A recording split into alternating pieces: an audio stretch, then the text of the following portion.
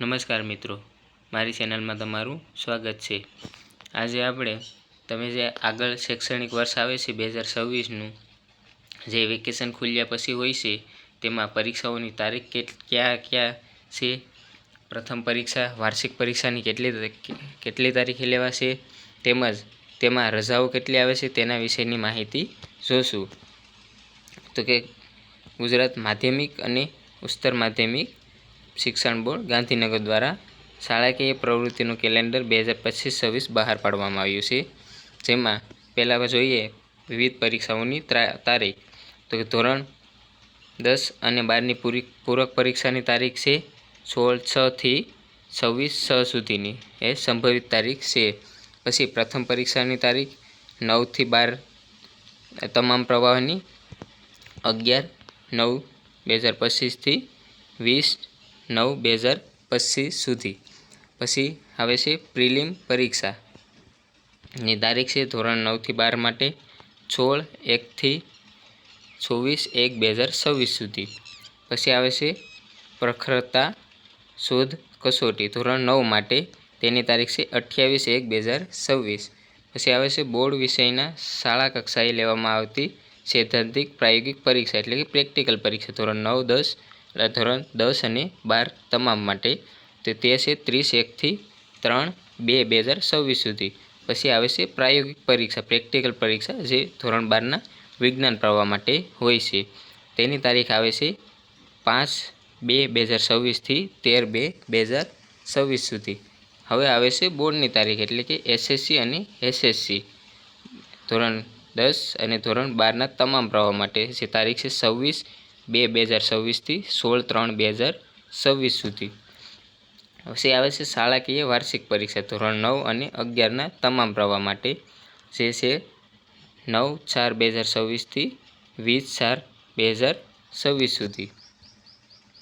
હવે આ ઉપરોક્ત પ્રમાણે લેવામાં આવશે અને તેમાં જોઈએ તો શૈક્ષણિક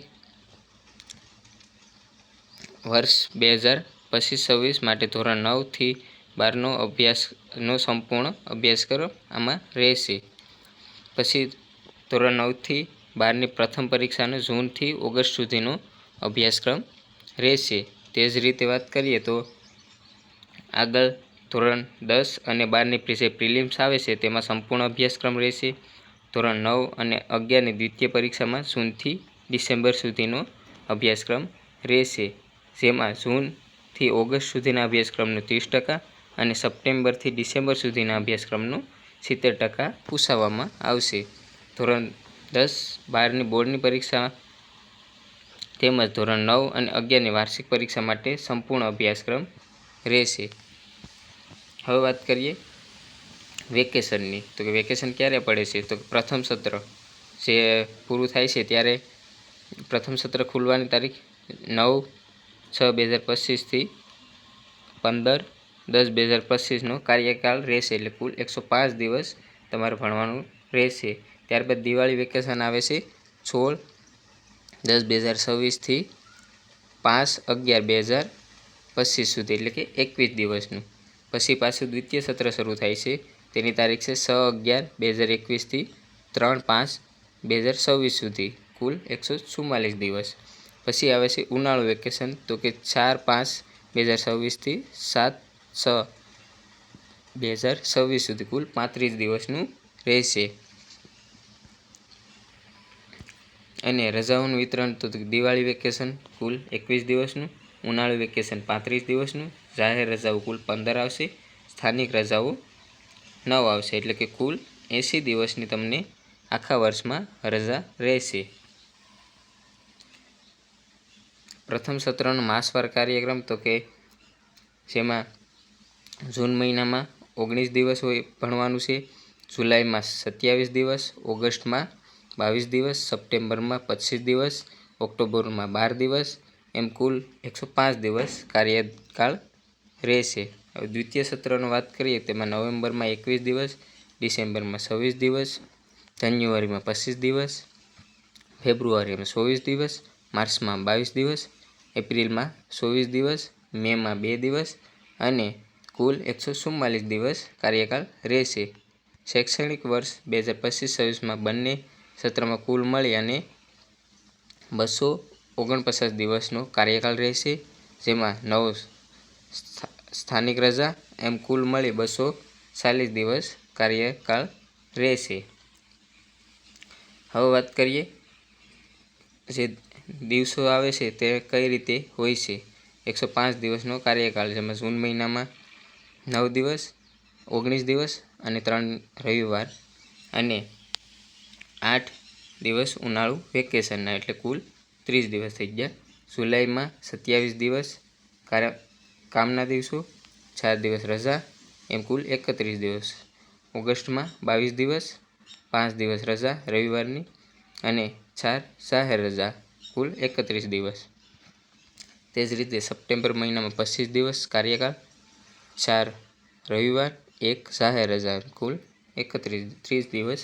ઓક્ટોબર મહિનામાં 12 દિવસ કાર્યકાળ, 2 રજા અને 1 જાહેર રજા અને 16 દિવસ દિવાળી વેકેશન, એમ કુલ 31 દિવસ. એટલે કે વાત કરીએ તો 105 દિવસનો કાર્યકાળ, 18 દિવસ રવિવારના, 6 દિવસની જાહેર રજા અને 16 દિવસ દિવાળી વેકેશનના. તે જ રીતે નવેમ્બર મહિનાની વાત કરીએ તો 21 દિવસ કાર્યકાળ, 4 દિવસ રવિવાર, 5 દિવસ દિવાળી વેકેશનના, કુલ 30 દિવસ. ડિસેમ્બર મહિનામાં 26 દિવસ કાર્યકાળ, 4 રવિવાર, 1 જાહેર રજા.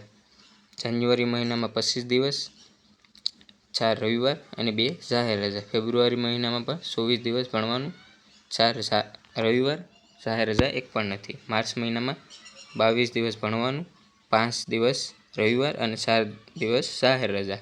એપ્રિલમાં 24 દિવસ, 4 રવિવાર, 2 જાહેર રજા. મેમાં 2 દિવસ, 1 રવિવાર અને પછી તમારું વેકેશન પડશે.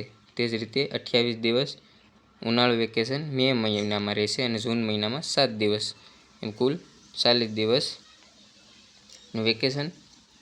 એટલે કે દિવાળી વેકેશનના 5 દિવસ ગણતા આમ તો કુલ 35 દિવસનું જ થાય છે. 144 દિવસ ભણવાનું, 26 રવિવાર અને 9 જાહેર રજા આપશે. નવું વર્ષ શરૂ થવાની તારીખ છે 8/4/2026થી શરૂ થશે. એટલે કે ગયા વર્ષે 8/4/2026થી શરૂ થશે અને આ રીતે તમારી જાહેર રજાઓ રહેશે.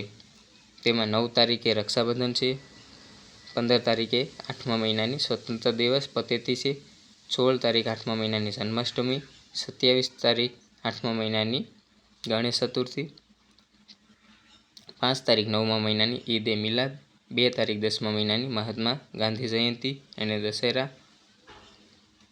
25/12 નાતાલ છે, 14/1 મકર સંક્રાંતિ, 26/1 પ્રજાસત્તાક દિવસ, 3/3 ધૂળેટી, 20/3 ચેટીચાંદ એટલે રમઝાન ઈદ.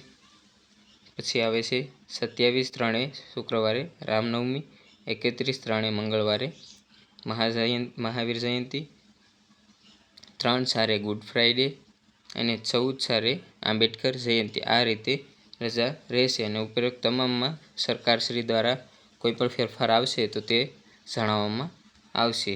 મિત્રો, આ રીતે તમારી હતી રજાઓ, તમારી પરીક્ષાની કેટલી તારીખ છે અને તમારા બંને વેકેશન કેટલા દિવસના રહેશે અને આગળ ક્યારે તમારું વેકેશન ખુલશે તેના વિશેની સંપૂર્ણ માહિતી આ વિડીયોમાં આપણે જોઈ. તો આ વિડીયો તમારા મિત્ર વર્તુળને પણ શેર કરજો જેથી તેને પણ આ માહિતીનો ખ્યાલ આવે. જય હિન્દ, જય ભારત.